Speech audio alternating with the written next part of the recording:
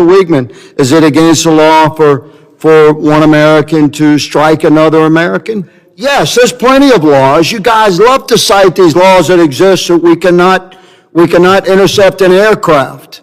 We understand that. But if intercepting the aircraft is a law enforcement action, which using existing technology to mitigate against an unmanned aerial threat, Mr. Chairman, these technologies exist, and absolutely our local and state law enforcement entities should have access to the same technologies that we seem to be very protectively reserving for only select federal agencies. I want to bore into this just a little bit more. So, and some of the questions have indicated and the answers indicate you got to be careful about revealing specific technological things. But I noted one thing when you were testifying, you said that the reason you need expanded authorities, I believe I got this right, is that the effective technologies to deal with this could violate laws on intercepting aircraft in flight and intercepting transmissions. Did I get that correct? That's right. And maybe if you could just help me understand a little bit better. If you've got like a mass spectator event, which is one thing that's been raised. It seems to me, how do you have like and a lot, you've also said, several of you have made the point that, how you intercept data to prevent intruding on privacy and only certain types of data. And I must tell you, that has a sophistication level I don't really understand. Why not just have a rule that anybody who flies a drone near a mass spectator event, the drone's going to be destroyed in the air? Is that something that it would be hard to do? And then why do you need to intercept data in order to do that? If the object is there, destroy it. So it's a good question.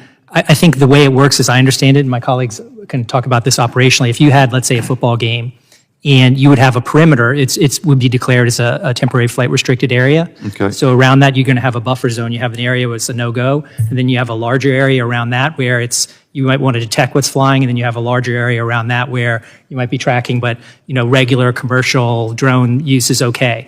And so as they're getting closer and closer to the facility, you're detecting originally the signals to see what is that drone. You're trying to identify the drone. Oh, is that a UPS? Is that like a long distance radar or something like that? Exactly. So is that a UPS drone that's just delivering a package somewhere? Let it go on its way. Is it getting closer right into the zone where you're going to have to do something against it? So it's kind of a calibrated thing, and as you get closer and closer, then that's where you take the opportunity to use the technology to jam it.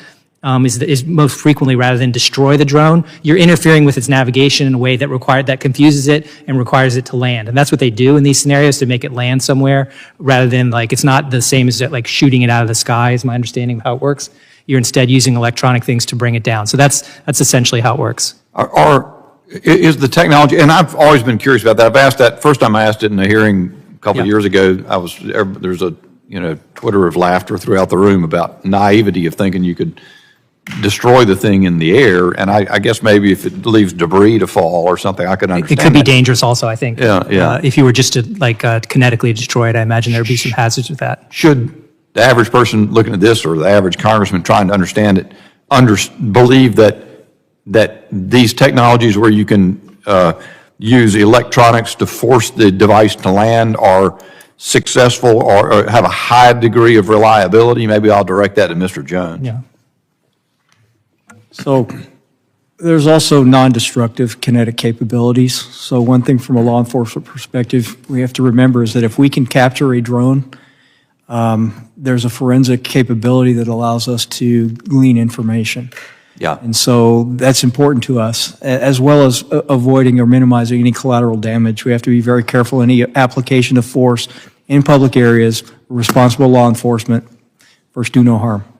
Is any witness able to testify, because what you've essentially laid out is we've had a series of short-term reauthorizations of what you had, the authorities that now exist, and the issues you want to expand the authorities, and I have concerns, especially after a variety of ways in which I think government authority has misused power to intercept information or learn information about the American people and has gone too far. What are can anybody describe what the hesitancy is and why they're not significant, or why they should be overruled and proceed with this more expanded authority. Mr. Wigman? Hesitancy in adopting the expanded authority, or? Yeah.